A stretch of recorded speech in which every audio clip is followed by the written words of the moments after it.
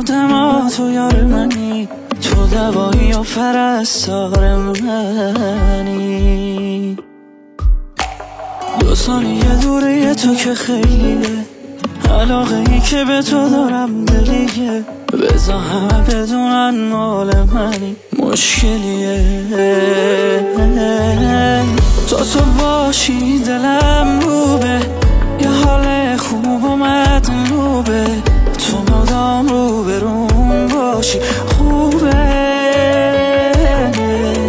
حالا کنارم باش، بگو حتی تو بارم باش، میبینم تو رو حال میشم، جونم به فضاش. من عاشقم به جون تو، نمیتونم بدون تو، مرام عاشقی فقط نشسته در درون تو. تو ماه بیقرار من، بیا زمین کنار من، بتاب بر من.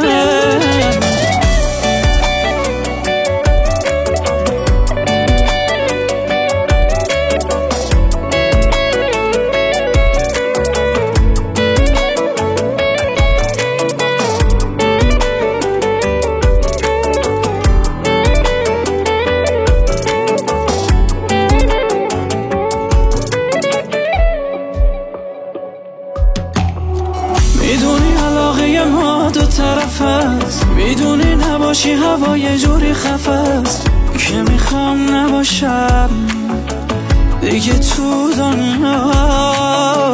میدونی که خواستن ما اتفاقی نیست، به چشای دورمون که اعتمادی نیست، که رقم بزنن یا به هم بزنن. تو باشی دلم روبه، یه حال خوب و مطلوبه، تو مدام رو برون باشی خوبه.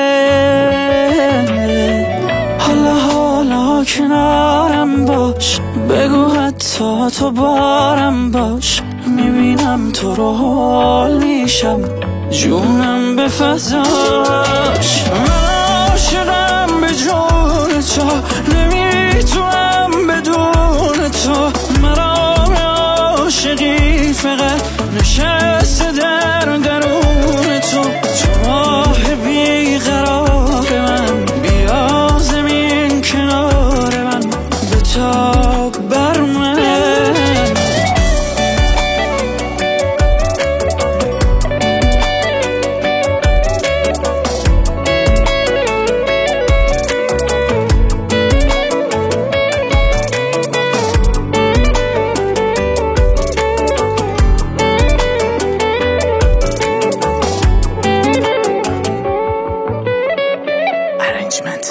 میثم اکبری.